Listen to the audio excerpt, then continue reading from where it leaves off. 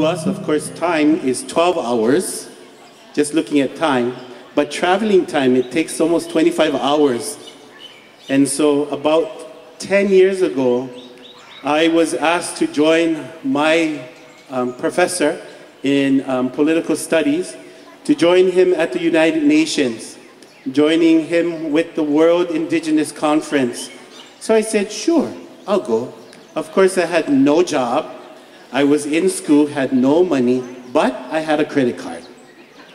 And so I said, sure, I'll pay for everything on a credit card. So I paid everything on a credit card, journey all the way to Geneva, Switzerland. I was able to sit down and watch all the indigenous people and just stand back at awe at what they are fighting for. Of course, you know, here in Hawaii, we have and we believe the fight is about the ohana. There, the fight was women's rights. And I was like, what? Women's rights? And then I was able to go and participate at a cultural festival.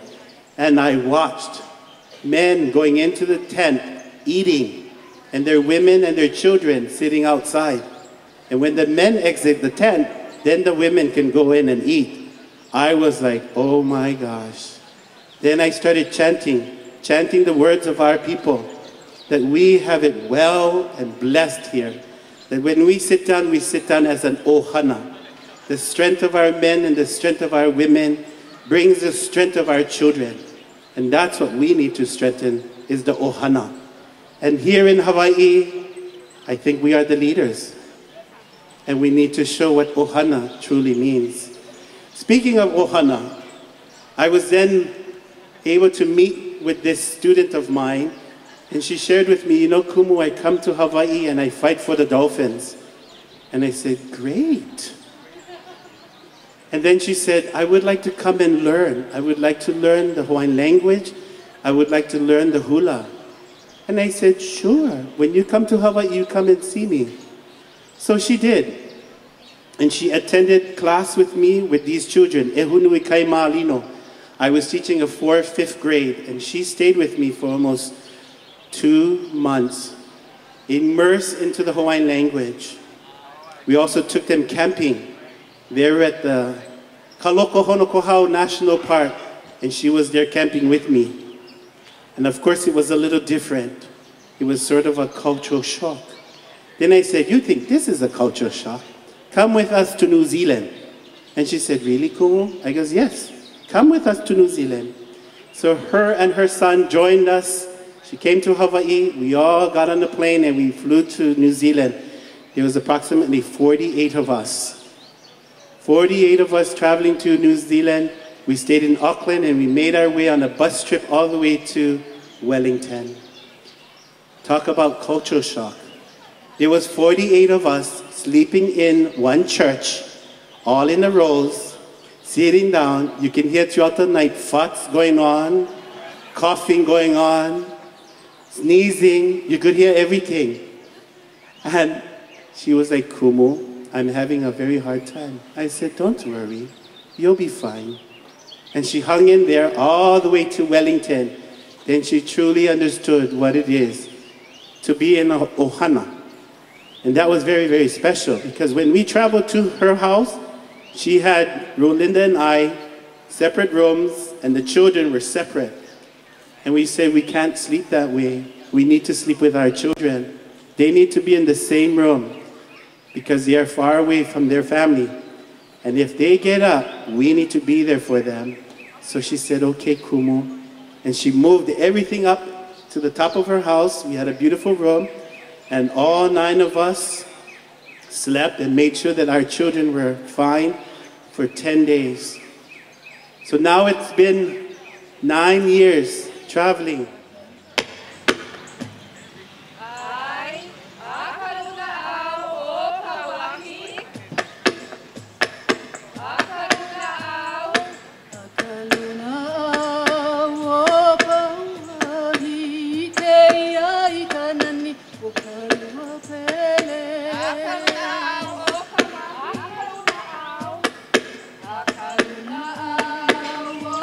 There in Kauai, I can see the beauty.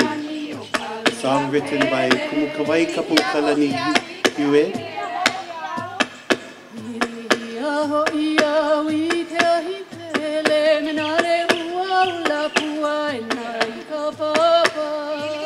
They're in Pauahi. Of course, there is no ahi happening. But as the fire would bloom, he is able to see the beauty of the fire high in the cliff.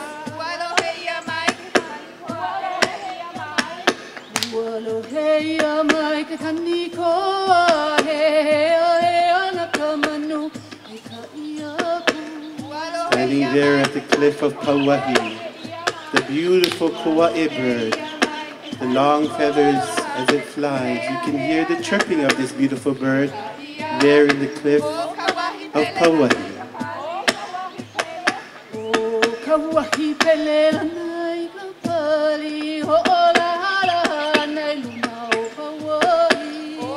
Once this beautiful crater of Pauahi had this very beautiful fire moving upon the cliffs of Pauahi, and it lifts all the way to the top.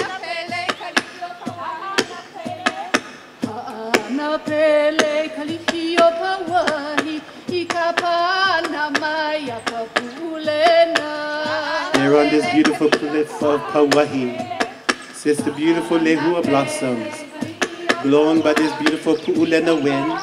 You would be able to see these blossoms dance upon the wind.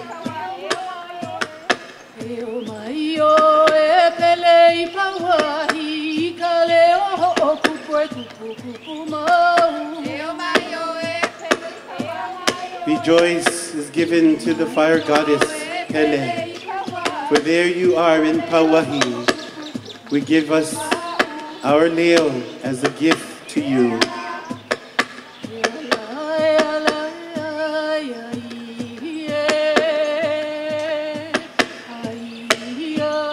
In honor of the fire goddess Keala, we honor Hi'iaka Hikapoli o Pele.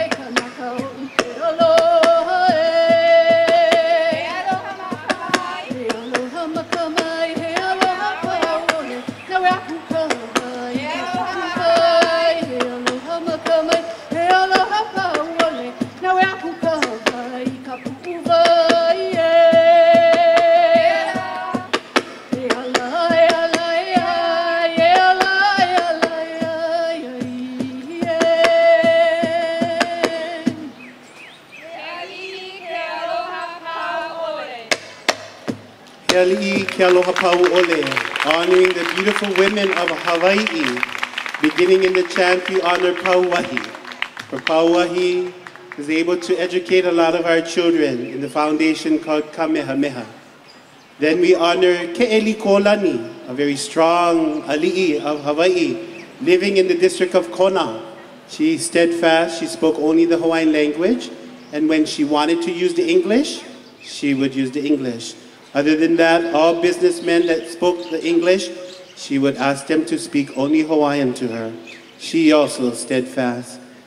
Of course, we know our very steadfast queen. She is Lili'u o Kalani. We honor her as well in this song. Honoring the ladies of Hawaii, Keali'i, Kealoha Pau Ole.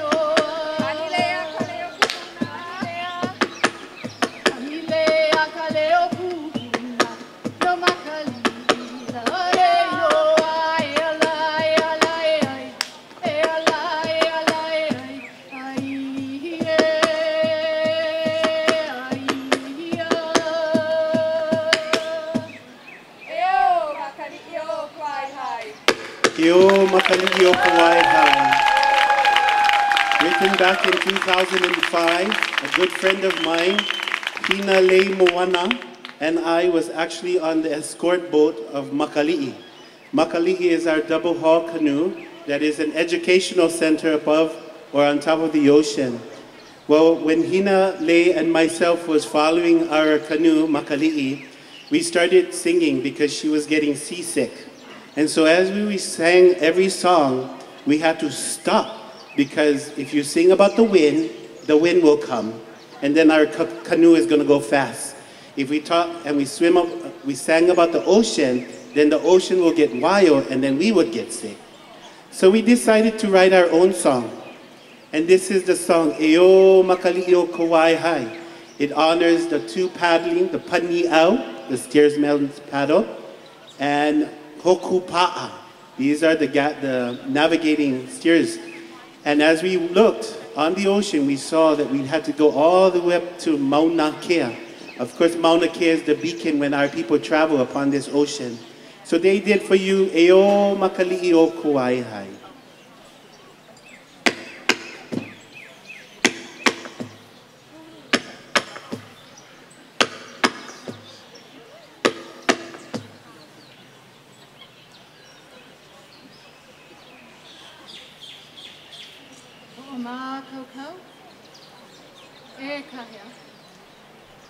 Ai, imoana lua aula. Ha. Imoana lua aula. Ika he o e kali. Imoana lua. Imoana lua aula. Ika he o e kali.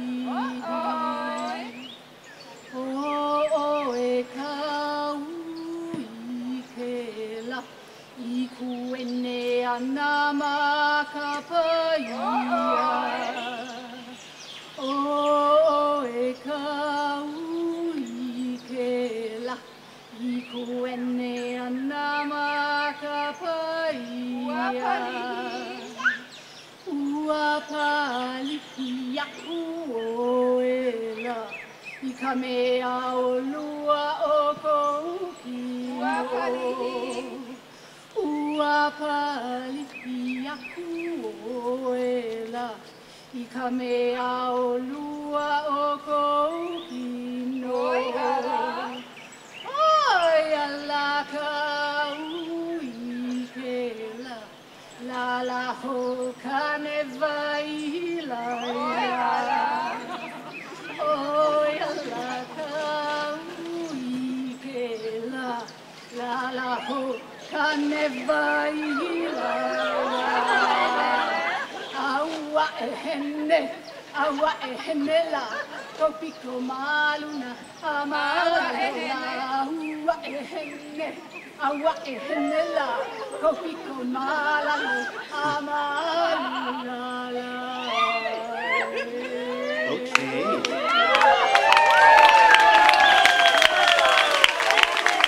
He maino lota kamehameha Hoino e ke kapumena ali e ola mātou a paola Hoino e ke kapumena ali e ola mātou a paola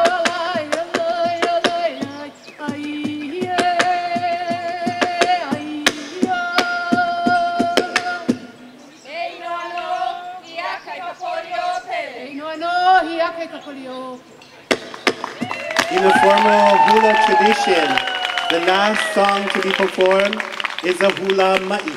A hula ma'i is a procreation song. So this song was created and written for King Kamehameha V Lot Kamehameha. And so, as you could tell, they were having fun. And that's what the song was all about. It was a hula ma'i to honor this genital area of our ali'i, Lot. So, ladies and gentlemen, Wai Iwi Ola from Zurich, Switzerland, under the direction of Noel Delacroix.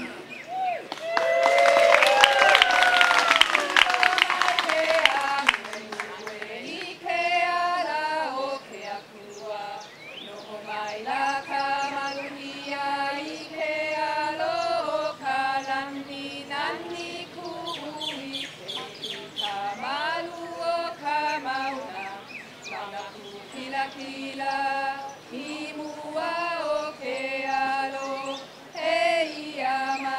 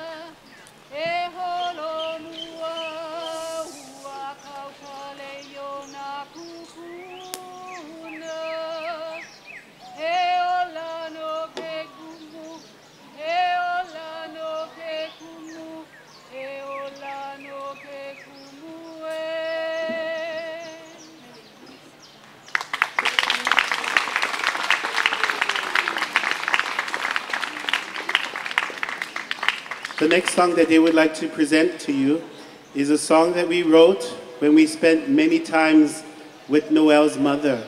Her name is Tutumida.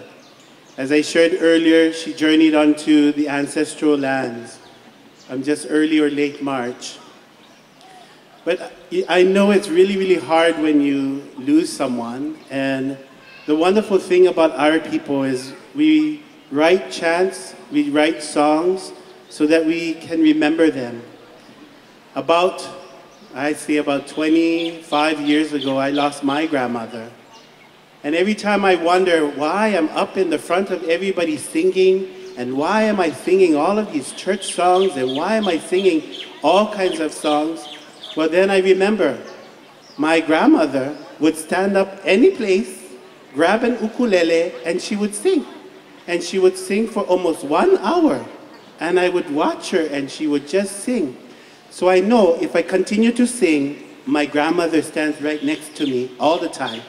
So I never lose her. She's always with me. And then my other grandmother, she would be very, very quiet all the time.